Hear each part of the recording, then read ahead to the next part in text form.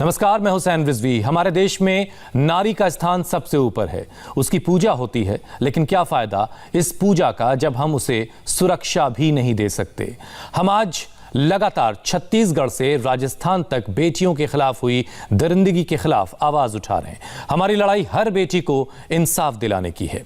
हाथरस की बेटी का केस अभी शांत भी नहीं हुआ है कि अब राजस्थान से भी एक नाबालिग से बलात्कार की खबर आई है। वारदात के वक्त ये लड़की घर में अकेली थी।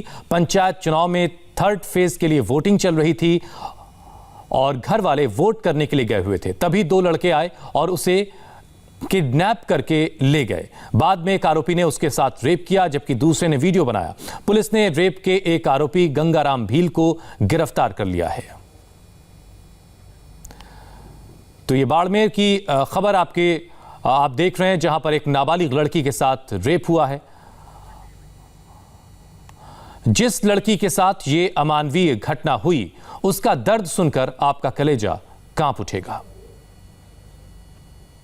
2 बजे दोपहर में घर से निकली थी और हमारे खेत में वहाँ गई तो 2 लड़के आए थे बाइक पे और मुझे वहाँ से ले गए स्कूल के पीछे। और मैं नहीं जाना चाहती थी, मुझे ज़बरदस्त वहाँ से ले गए और स्कूल के पीछे ले गए और मेरा मुंह भी बांध लिया था। मैंने जब चिल्लाने की कोशिश की, छुड़वाने की, तो मेरा मुंह बांध लिया था। और लड़के कौन थे वो मैं नहीं जानती, मुझे जान पहचान नहीं है उनकी, कौन थे वो कुछ पता नहीं। उनको कभी गांव में देखा आपने? नहीं, बाहर के लोग थे? ना, बाहर के थे। आपको कुछ खिलाया, उन्होंने पिलाया ऐसा कुछ? हाँ, जाते वक्त मुझे कुछ पिला दिया और मुझे कुछ पता भी नहीं चला कि क्या पिलाया। और जाते वक्त हमारे संवाददाता मनीष भट्टाचार्य इस पर और ज्यादा अपडेट के साथ हमारे साथ जुड़ चुके हैं। मनीष, बाड़मेर की इस बेटी को इंसाफ दिलाने की लड़ाई कहां तक पहुंची है? देखिए, फिलहाल संवेदनशील कितनी है सरकार, आप अंदाजा लगा सकते हैं हुसैन, क्योंकि राजस्थान में 1 महीने के अंदर 1 दर्जन से ज्यादा रेप के मामले दर्ज हुए हैं। लेकिन बाड़मेर की घटना ऐसी हुई है कि उसमें पुलिस प्रशासन की एक बड़ी चूक है, गहलोत सरकार के प्रशासन की एक बड़ी चूक है। हम इस वक्त बाड़मेर में मौजूद हैं। कुछ देर पहले एसपी से हमारी बातचीत भी हुई है और एसपी से हमने एक यही सवाल पूछा था कि जिस वक्त ये पूरा मामला सामने आया उस वक्त यहाँ पे पंचायत के चुनाव हो रहे थे। चुनाव के वक्त को पूरी पुलिस एक्टिव मोड में रहती है और दिन दहाड़े अगर कोई एक व्यक्ति आता है और लड़की का अपहरण करके उसके साथ बलात्कार जैसे घटना को अंजाम देता है, तो सबसे बड़ा सवाल आपकी कार्यप्रणाली पर होगा। तो बहरहाल एसपी कुछ भी नहीं कह पाए। लेकिन अभी फिलहाल जो एसपी आनंद शर्मा है बाड़मेर के, जो उनसे हमारी बातचीत हुई है, उसके मुताबिक उनका कहना है कि एक जो आरोपी है उसको गिरफ्तार कर लिया गया है, उससे पूछताछ की जा रही है। लड़की अस्पताल में भर्ती है, जो नाबालिग पीड़िता है, उसकी हालत अभी फिलहाल ठीक नहीं है, नाजुक बताई जा रही है। तमाम डॉक्टरों की टीम यहाँ पर मौजूद है, तमाम नेता यहाँ पर आ रहे हैं। लेकिन सवाल सबसे बड़ा ये कि आखिरकार गहलोत सरकार में क्या बेटियां सुरक्षित नहीं है? एक के बाद एक तमाम रेप के मामले दर्ज हो रहे हैं, तमाम मामले सामने आ रहे हैं, चाहे जयपुर हो, सीकर हो, भरतपुर हो, सिरोही हो, बाड़मेर हो, बारां हो। ये एक के बाद एक सिलसिलेवार तरीके से ये तमाम मामले सामने आ रहे हैं। और अभी फिलहाल बाड़मेर में स्थिति ऐसी है कि ना कोई कुछ कहने को तैयार है, ना ही कोई कुछ बताने को तैयार है। सब डिमांड यही कर रहे हैं कि किसी तरीके से पीड़िता को न्याय मिले। फिलहाल अभी जो एसपी आनंद शर्मा है, उन्होंने कहा है कि अब 164 के बयान दर्ज होंगे। लेकिन जो तमाम उन्होंने बातें कही हैं, उससे तमाम सवाल इसलिए भी खड़े होते हैं कि अगर पीड़िता के 164 के बयान दर्ज ही नहीं हुए हैं, तो एसपी बाड़मेर के कैसे कह रहे हैं कि ये पूरा का पूरा जो मामला है वो मनगढ़ंत कहानी पर टिका हुआ है। तो तमाम इस तरीके की बातें सामने आ रही है। लीपापोती भी सरकार की तरफ से की जा रही है। लेकिन कोशिश यही है कि जल्द से जल्द पीड़िता को न्याय मिले, आरोपी जो है इस पूरे मामले में वो गिरफ्तार हो। और इसमें तमाम सवाल हम पूछेंगे, लेकिन अभी जो तमाम लोग हैं वो यहाँ पर आ रहे हैं और अभी कुछ देर बाद ये बताया जा रहा है कि पीड़िता के 164 बयान दर्ज कराने की पूरी तैयारी की जाएगी। मनीष, परिवार के लोगों से बातचीत हो सकी आपकी? देखिए, बिल्कुल परिवार के जो लोग हैं, जो उनके पिता हैं, जो उनके समाज के लोग हैं, उनसे हमारी बातचीत हुई है। उन्होंने यही कहा है कि जो घटनाक्रम हुआ है वाकई में डराने वाला है। वो बस यही डिमांड कर रहे हैं कि जो आरोपी है वो किसी तरीके से गिरफ्तार हो। जैसा कि पीड़ित और पीड़ित परिजनों की तरफ से जो एफआईआर दर्ज हुई है, एफआईआर में जो बातें लिखी हैं वो मनगढ़ंत कहानी नहीं है। उस आधार पर जितने भी आरोपी हैं उनको जल्द से जल्द गिरफ्तार कर लेना चाहिए। क्या वजह है कि पुलिस अभी लेट कर रही है? क्या वजह है कि अभी भी सही तरीके से बयान नहीं किए गए। क्या वजह है कि अगर 2 लोग हैं तो दूसरा आरोपी कौन है, वो पुलिस की गिरफ्त से फरार क्यों है, और अभी इस पूरे मामले में तमाम लेट लतीफ़ी क्यों की जा रही है। तमाम सवाल ऐसे हैं जो पीड़ित परिजन ही नहीं बल्कि तमाम लोग भी उठा रहे हैं, जिसका जवाब शायद अभी किसी के पास नहीं है। और हैरानी की बात यह भी मनीष कि किसी और सूबे की घटना अगर इस तरह की है तो उस पर सियासत होती है, खूब होती है, लेकिन अपने सूबे में कहीं हो रही है इस तरह की घटनाएं तो उस पर खामोशी ओढ़ ली जाती है। तो इस पर आखिर गहलोत साहब कुछ क्यों नहीं कह रहे हैं कि आखिर इतनी सारी घटनाएं बलात्कार की सूबे में क्यों हो रही हैं, कैसे हो रही हैं और इन पर कैसे लगाम लगाई जाएगी? देखिए हुसैन, सिर्फ एक मामला नहीं है। ये बाड़मेर जो राजस्थान का पश्चिमी सरहद का जिला है, भारत पाकिस्तान सीमा सबसे संवेदनशील इलाका माना जाता है, सबसे बड़ा जिला है। और ये भी कहा जा रहा है कि सिर्फ बाड़मेर की घटना नहीं बल्कि गहलोत सरकार मौन क्यों है, चुप क्यों है। बाड़मेर के अलावा मैं आपको जो जिले गिलाऊं सिलसिलेवार तरीके से लगभग 1 दर्जन से ज़्यादा मामले दर्ज हैं। उसमें राजस्थान की राजधानी जयपुर, बाड़मेर, बारा, भरतपुर, सिरोही, तमाम ऐसे जिले हैं जहाँ पर लगातार इस तरीके के रेप के मामले आ रहे हैं। लेकिन अभी तक के ना गहलोत सरकार के किसी नेता ने सही तरीके से कोई जवाब दिया है, ना राजस्थान के मुख्यमंत्री अशोक लेकिन जवाब तो देना होगा मनीष, मामले पर जवाब तो देना होगा, देर सवेर जवाब तो देना ही होगा। और जनता जब मांगेगी जवाब तो ज्यादा मुश्किल बढ़ जाएगी। और इस वक्त की एक और बड़ी खबर आपको बता दें जो बाड़मेर से आ रही है। इंडिया टीवी से बाड़मेर के एसपी ने कहा है कि लड़की का आज ही मजिस्ट्रेट के सामने बयान दिलवाने की कोशिश करेंगे। यानी जैसा कि हमें मनीष बता रहे थे कि अभी तक बयान नहीं हुआ है तो वो बयान आज होगा। पूरा परिवार मतदान के लिए गया है और उस वक्त बेटी का एक अपहरण करके उसके साथ बलात्कार अंजाम दिया जाता है। एक लॉ एंड ऑर्डर और पुलिस प्रशासन पर एक बड़ा सवालिया निशान लगता है। क्या कहेंगे? देखिए, इस घटना में जो है जब इसकी गहनता से अनुसंधान किया गया तो जो आरोपी है उसका नाम है गंगाराम भील, 26 वर्ष है, शादीशुदा है, 2 बच्चों का पिता है और वो इस पीड़िता के जो दादाजी हैं उन्हीं के खेत पे मजदूरी का काम करता है। ये जैसलमेर के दांतली गांव का रहने वाला है और पीड़िता के घर इसका आना जाना था, ये उससे परिचित था। तो जब घर में कोई भी नहीं था तो उसका फायदा उठा करके इसने उसको बहलाया फुसलाया और कोई बहाने से ये उसको अपने साथ ले गया। ले जाकर के उसने इसके साथ दुष्कर्म किया और उसके बाद जब उसकी थोड़ी तबीयत बिगड़ी तो उसको वहां से छोड़ करके और भाग गया। इस बात को जब आरोपी को हमने, जब हमारे पे इसका शक गया, इसको लेकर आए, इससे पूछताछ की सख्ती से, तो इसने ये बात कबूली और वो पूरा घटनाक्रम वगैरह हमें इसने वेरीफाई कराया। उसके बाद हमने महिला सब इंस्पेक्टर हैं सुमन, उनको पीड़िता के पास भेजा और उसने बहुत लंबे समय तक उससे बात की और काउंसलिंग की। तो पीड़िता ने भी इसी घटना को कोरोबोरेट किया और इसी का नाम लिया। जब हमने उससे इस बारे में पूछा कि आपने पहले किसी का नाम क्यों नहीं बताया था, तो उसका ये था कि ये मेरा नोन था और मैं बहुत ज्यादा घबरा गई थी। क्या उसके बयान लिए जाएंगे? पीड़ित परिजन क्या डिमांड कर रहे हैं? देखिए, पीड़िता पूरी तरह से अभी खतरे से बाहर है, उसको अभी थोड़ी देर में अस्पताल से डिस्चार्ज किया जाएगा। पीड़िता के बयान हमारे आईओ ने महिला अधिकारी और उसके परिजनों की प्रेजेंस में लिए हैं, उनकी वीडियो रिकॉर्डिंग की है। नियम अनुसार जो बाल कल्याण समिति है उनके सदस्यों ने भी पीड़िता के बयान लिए हैं और जो काउंसलिंग सेंटर है यहाँ पे सखी वन स्टॉप सेंटर, उनकी जो इंचार्ज है उन्होंने भी पीड़िता की काउंसलिंग करके उसके बयान लिए हैं। हमने उसको किसी तरह से भी अलग अलग एजेंसी से, ताकि वो किसी दबाव में ना रहे, उसके बयान हुए हैं। हमने आज मजिस्ट्रेट से स्पेशल रिक्वेस्ट की है कि उसके आज ही कोर्ट में बयान कराए जाएं, क्योंकि अभी वो यहाँ हेडक्वार्टर पे है, उसका गांव यहाँ से करीब 100 किलोमीटर दूर है, बार बार आने जाने की ट्रबल से वो बच जाए। तो आज ही उसके बयान हम रिकॉर्ड करा लेंगे और आरोपी को आज हमने गिरफ्तार कर रहे हैं। जो पीड़िता का मेडिकल हो चुका है, जो उसके स्वाब वगैरह हैं वो FSL में हम भेजेंगे और कोशिश करेंगे कि ये सारे एविडेंस अच्छे से लिंक हो सके और इस केस में सारे बयान और वो इस तरफ जाएं कि हम कन्विक्शन करा सके आरोपी का और जल्द से जल्द कोशिश करेंगे कोर्ट में इसमें चालान पेश कर सकें।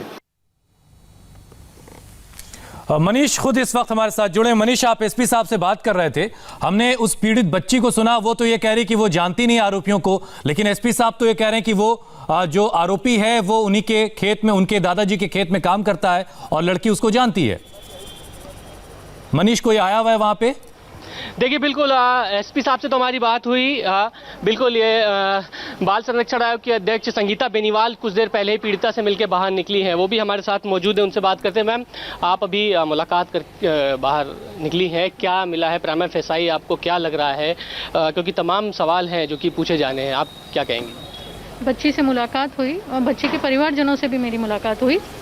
दो अनजान व्यक्ति जिनको बच्ची पहले से कभी नहीं जानती थी, उन्होंने उनको बहला फुसला के उनके साथ जो दुष्कर्म की वारदात की है वो बहुत गंभीर बात है, बहुत संवेदनशील विषय है। और उनकी खाली यही मांग है कि दोनों को मुजरिमों को जल्द से जल्द एक पकड़ा गया है। और माननीय एसपी महोदय से मेरी बात हुई, परिवारजनों का भी ये कहना है कि दूसरे मुजरिमों को भी जल्द से जल्द पकड़ा जाए और कड़ी सजा की उन्होंने बात कही है। 164 के बयान होने हैं, 164 के बयान आज होंगे। तो अभी फिलहाल स्टेबल है, बच्ची की स्थिति स्टेबल है और डॉक्टर से मेरी बात हुई थी तो वो बॉडी में उनकी पूरी तरह से फिट है और डिस्चार्ज करने के लिए। लापरवाही नहीं लगती? ऐसा वक्त पंचायत का चुनाव है और दिन दहाड़े घर परिवार पूरा मतदान करने के लिए गया, कोई आए और लड़की को उठाकर ले जाए, लॉ एंड ऑर्डर और पुलिस की कार्यप्रणाली पर सवाल उठता है। प्रशासन को भी अलर्ट होने की आवश्यकता है और इस तरह की वारदात खुलेआम दोपहर में होती है तो वाकई में एक गंभीर बात है। ठीक है, आपने बातचीत करी है, आप अपनी तरफ से क्या सेटिस्फाइड हैं पूरा? किस तरीके की बातें रही हैं, क्या पीड़िता ने आपसे कहा है न्याय मिले? क्योंकि अभी भी जैसा कि एफआईआर में 2 लोगों का जिक्र है, तो अभी एक ही आरोपी गिरफ्तार हुआ है। बच्ची से मेरी बात हुई है, बच्ची अपनी पढ़ाई लिखाई कर रही है 10वीं में और बच्ची को मैंने बिल्कुल विश्वास दिलाया कि अपनी पढ़ाई आगे भी रखें, बहादुर बन के अपनी पढ़ाई करे, ऐसे घबराए नहीं। और उनको मैंने ये भी विश्वास दिलाया कि कानून अपना काम करेगा, सख्ती से काम करेगा, तो मैं उसकी परवाह करने की आवश्यकता नहीं है। और जहाँ तक मेडिकल की बात है तो बच्ची से मेरी बात हुई डॉक्टर वगैरह से, बच्ची अब मेडिकली एकदम फिट है और जो भी बच्ची के परिवारजनों को और जो भी बच्ची का है उसके लिए बिल्कुल मैं राजस्थान सरकार को भी हम लोग अनुशंसा करके भेजेंगे आयोग की तरफ से और आयोग भी अपनी तरफ से बच्ची के लिए जो सहयोग होगा बिल्कुल करेगा। एक सवाल और मैं पूछना चाहता हूँ, पीड़िता का भी 164 का बयान नहीं दर्ज हुआ है, लेकिन एसपी साहब से जब हमने सवाल पूछा तो उन्होंने इंटरव्यू में ये भी कहा है कि मनगढ़ंत कहानी है। 164 के बयान होने से पहले अगर एसपी ऐसा कह रहे हैं तो पूरे मामले में लगता नहीं लीपापोती पूरी सरकार कर रही है, अपनी लापरवाही छिपाने के लिए तमाम चीज़ें हो रही हैं? देखिए, ऐसी बात मेरी जानकारी में आई नहीं है और अगर इस तरह की स्टेटमेंट एसपी महोदय द्वारा दिया गया है तो वाकई में गंभीर बात है। मैं इसके बारे में पता करूंगी और जांच करूंगी। ठीक है, तो बिल्कुल देखिए संगीता बेनीवाल थी हमारे साथ, उन्होंने अभी पीड़िता से मुलाकात की है, तमाम मुझसे बातचीत करी है। आज ही 164 के बयान दर्ज किए जाएंगे और जैसा कि अभी अस्पताल से बाहर निकली है उन्होंने बताया कि पीड़िता की फिलहाल हालत जो है वो स्टेबल है, अभी खतरे से वो बाहर है, लेकिन अब पूरी तैयारी की जा रही है कि 164 के बयान दर्ज यानी मजिस्ट्रेट के सामने पीड़िता के बयान दर्ज किए जाएंगे। यानी जो एसपी साहब ने जो हमसे इंटरव्यू के दौरान ये कहा कि उनके प्राइमा फेसाई जो जाँच में है ये कहानी मनगढ़ंत लग रही है, उस पर अगर 164 के बयान होने से पहले एसपी साहब का इस तरीके का बयान होता है तो वाकई में बहुत चौंकाने वाली बात है। और 164 के बयानों में एफआईआर में जो बातें लिखी हुई वो मिलती जुलती रही तो कहीं ना कहीं बहुत बड़ी बात सामने आएगी और उसके बाद सवाल सबसे बड़ा पुलिस प्रशासन पर मनीष, एक बड़ा कॉन्ट्रडिक्शन ये मुझे दिखाई दे रहा है खड़ा होगा और जिसका जवाब देने वाला कोई नहीं है। मनीष, एक बड़ा कॉन्ट्रडिक्शन ये दिखाई दे रहा है कि बच्ची खुद कह रही कि उसे किडनैप करके ले जाया गया और जो लोग ले गए आरोपी वो उन्हें नहीं पहचानती, उन्हें नहीं जानती है, जबकि एसपी साहब आपसे बातचीत के दौरान कह रहे हैं कि वो आरोपी जो है बच्ची के दादाजी के खेत में काम करता था, उसको जानता था।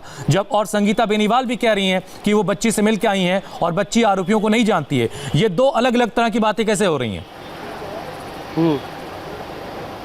ये हुसैन, ये वाकई में बहुत बड़ा सवाल है। इतना बड़ा कॉन्ट्रडिक्शन क्यों? एसपी साहब कुछ कह रहे हैं और खुद बाल संरक्षण आयोग जो अध्यक्ष हैं वो खुद अभी पीड़िता से बातचीत करके बाहर निकली, उन्होंने क्या कहा वो आपने भी सुना। इतना बड़ा कॉन्ट्रडिक्शन क्यों? सवाल ये उठता है क्या इस पूरे मामले में लीपापोती करने की कोशिश है? क्या सरकार का कोई दबाव है? क्योंकि लगातार इस तरीके के तमाम घटनाक्रम सामने चले आ रहे हैं और ऐसी स्थिति में अब जब मजिस्ट्रेट के सामने बयान दर्ज कराए जाने हैं और अगर जो एफआईआर में जो बातें लिखी हुई हैं और अगर वही बातें मजिस्ट्रेट के सामने यानी जो बयान में लिखे जाएंगे तो वाकई में एसपी साहब का यह बयान बहुत शर्मनाक होगा और इस स्थिति में कार्रवाई करने की स्थिति भी पैदा होगी। लेकिन फिलहाल अभी की बात यही है कि अब 164 के बयान दर्ज हो, 164 के बयान दर्ज होने के बाद पुलिस क्या कार्रवाई करती है, किस तरीके से दूसरा जो आरोपी है उसको गिरफ्तार करती है, कितना टाइम लगेगा, आरोपी पुलिस की गिरफ्त से कब तक के फरार रहेगा, ये तमाम सवाल उठता है। लेकिन इस बीच ना ही राजस्थान के मुख्यमंत्री अशोक गहलोत की कोई प्रतिक्रिया आई है, ना ही कोई नेता कुछ कहने को तैयार है, ना ही कोई कुछ बोलने को तैयार है। तमाम नेता एक के बाद एक आ रहे हैं, बातचीत कर रहे हैं, देख रहे हैं, पूरा मौका मुआयना कर रहे हैं, लेकिन कोई भी कुछ कहने को तैयार नहीं। और अभी भी फिलहाल जो दूसरा आरोपी है वो पुलिस की गिरफ्त से फरार है। और ये बहुत हैरान करता है कि एक ही तरह की दो अलग अलग घटनाओं में कैसे फर्क हो जाता है। नाबालिग लड़की से रेप पर बाड़मेर में गुस्सा बढ़ रहा है। पीड़ित के गांव के लोगों का कहना है कि पीड़िता ने कहा है कि 2 आरोपी हैं, ऐसे में एक को नहीं दोनों आरोपियों को पुलिस गिरफ्तार करे। अगर पुलिस गलत करेगी तो हम आंदोलन करेंगे। ये गांव वाले इस तरीके से अब नाराज होकर के अपनी बातों को रख रहे हैं कि बहुत जल्द जो दूसरा आरोपी है उसे भी गिरफ्तार किया जाना चाहिए।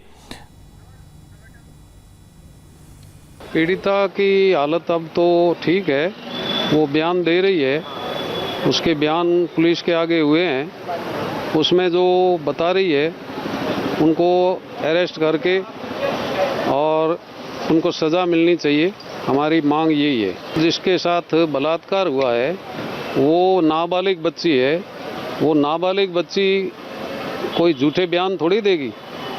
उसके साथ बलात्कार हुआ है और उसके साथ जो भी बलात्कार करने वाले हैं उनको सलाखों के पीछे जाना चाहिए और न्याय होना चाहिए। ऊपर वाला देखता है, ठीक है। और कोई भी बात अगर ये पुलिस गलत करेंगे उनके खिलाफ हम आंदोलन करेंगे। आरोपी गिरफ्तार हो गया, क्या और भी है इसमें आरोपी? जो बयान दिए हैं उसमें जो बयान में उसने पीड़िता ने बताया है, अगर 2 है तो दोनों को गिरफ्तार करो, हमारी यही मांग है। गांव वाले नाराज हैं, वो एक आंदोलन की धमकी दे रहे हैं, लेकिन सूबे का विपक्ष क्या कर रहा है? मनीष, जरा ये भी तो बताइए। देखिए, थोड़ी ही देर में राजस्थान बीजेपी के प्रदेश अध्यक्ष जो सतीश पुनिया है वो यहाँ पर आने वाले हैं। वो पीड़िता से मुलाकात करेंगे। आगे पूरा विपक्ष किस तरीके से इस मुद्दे पर रणनीति बनाएगा वो यहाँ पर देखा जाएगा। जो तमाम यहाँ के जो जिला अध्यक्ष हैं व अन्य बीजेपी के नेता हैं वो लगातार यहाँ पर आ रहे हैं। उनका लगातार यही कहना है कि एक के बाद एक इस तरीके की घटनाएं सामने आ रही हैं। सरकार क्या कर रहा है, पुलिस प्रशासन क्या कर रहा है, मुख्यमंत्री मौन क्यों है, उनके नेता कुछ बोलते क्यों नहीं है, कांग्रेस सरकार क्यों कह रही है। हाथरस का मामला हुआ था तो राहुल गांधी तो चल पड़े थे वहां पर, लेकिन कांग्रेस का आला कमान का नेता यहां पर क्यों नहीं आ रहा है। इस तरीके की घटनाएं तब हो रही है जबकि ये कांग्रेस प्रशासित राज्य है। ऐसे तमाम सवाल है जिनका जवाब देने के लिए शायद राजस्थान सरकार का ना ही कोई मंत्री यहां पर अभी तक आया है, ना ही कोई कुछ बोलने को तैयार है। लेकिन सबसे बड़ी बात यह कि अगर बयानों में खुद यहां के जिले के एसपी के बयानों में इस तरीके का अंतर दिखाई देता है तो अब आप समझ सकते हैं कि शायद सरकार का दबाव होगा या फिर पूरे मामले को कहीं ना कहीं लीपापोती करने में जुट गई है प्रशासन। क्योंकि बाल संरक्षण आयोग की जो अध्यक्ष है वो यहाँ पे निकली है, पीड़िता से बातचीत की है और अब